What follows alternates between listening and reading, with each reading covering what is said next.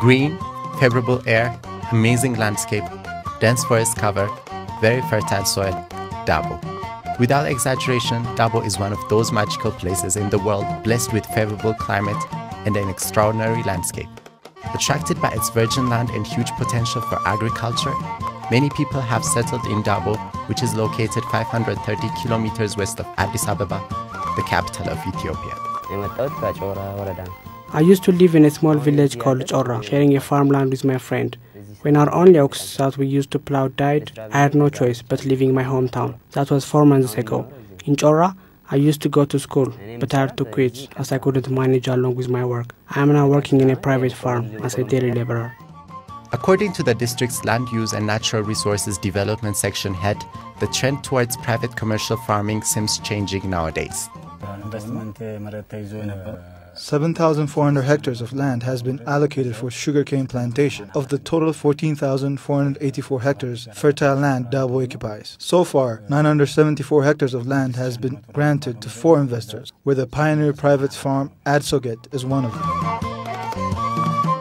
Most of the villagers in Dabo, which has a total population of 42,322, according to the 2007 national census, are not indigenous.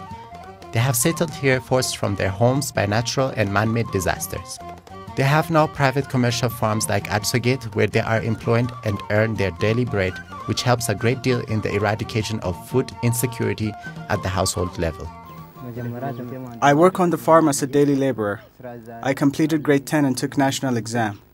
I thought it would be better to work on this farm and earn some money on my vacation, as it would help me cover the cost for my education next year. My friends and I came from the same area. By working in this farm, we are gaining a lot of experience and we are making money for our living. Owned by 3 enthusiastic entrepreneurs, Adsoget is a private farm established in 1999. It holds 900 hectares of plot, of which only 300 hectares is being cultivated by using both modern agricultural machinery and by labor-intensive technology. The crops being harvested from Adsoget farm are not exported. Rather, they are used for local consumption, supplied to the local markets.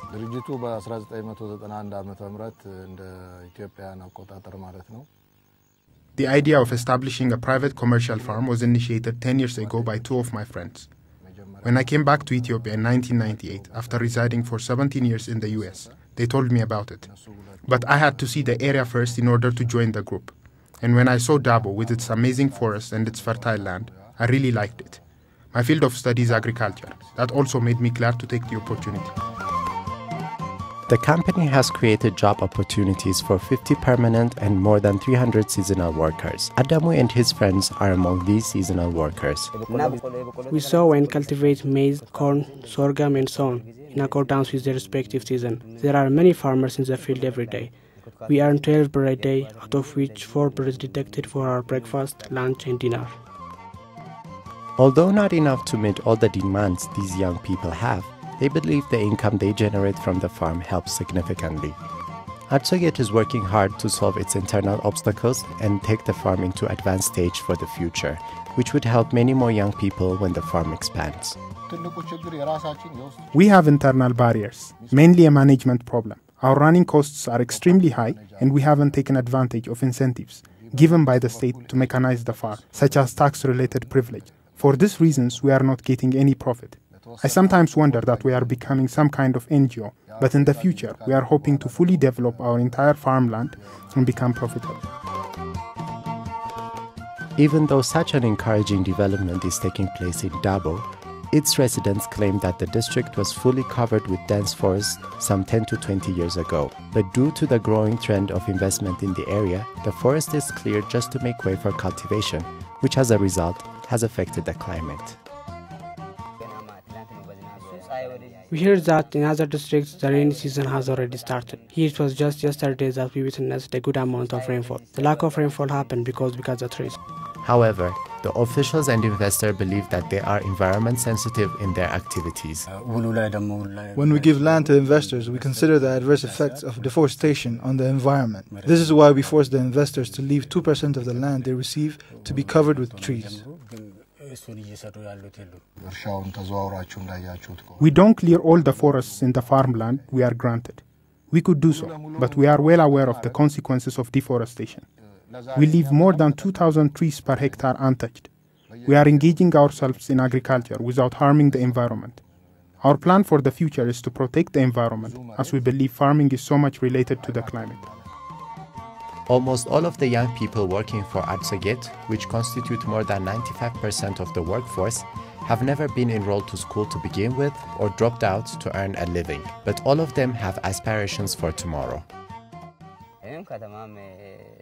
I used to work in the city as a bartender, but I don't want to go back, as I would be exposed to various addictions. Here in the rural area, I want to continue my education, if I could get the chance. I also wish to have my own land and take care of my family. Currently, I am helping my family from what I make here and in the future. I hope that this farm will expand so that I can earn more. No matter how big or small a farm is, productivity is still an important factor, especially in ensuring food security. This is why the 13th African Union Ordinary Summit's theme is investing in agriculture for economic growth and food security. But the question is, where should this investment be made? I don't think food security can be achieved by private commercial farms only. They could certainly play a role, but not as much as subsistence farmers. A poor farmer uses oxen in his land. The land will not be deeply plowed, which makes it remain productive for several years. But if consistently exploited using machinery, 20 to 30 centimeters of the topsoil gets buried, resulting in increased soil erosion and decreased productivity. In addition, big commercial farms are established to make profit, which is not entirely true for a smallholder farmer, as it is mainly a question of survival. I think we should give due attention to subsistence farming, as it is through the smallholders that we could ensure food security. Or there needs to be a balance between subsistence farming and private commercial farms. Asafa's view is also shared by experts like Dr. Eleni that both private commercial farms and subsistence farmers are vital to ensuring food security in Ethiopia. What matters at the end of the day is appropriate use of the resources we have. So in parts of the country, particularly highland Ethiopia, where there's a high population density, then really having a labor-intensive approach to achieving an agricultural transformation makes sense. Parts of the country where we have low population density, where really there are large arable land plots available, where there's very little existing farming in place, then enabling investors to come in and invest in mechanized farming on a large scale is also quite appropriate. So I think the dual strategy makes sense, but in my view, because the bulk of the population is in small-scale agriculture, I think we can't afford not to invest in the means to achieve a small-scale agricultural transformation.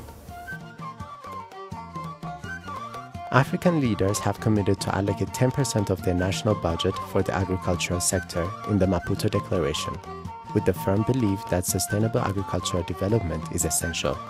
But how many countries in fact lived up to their commitment?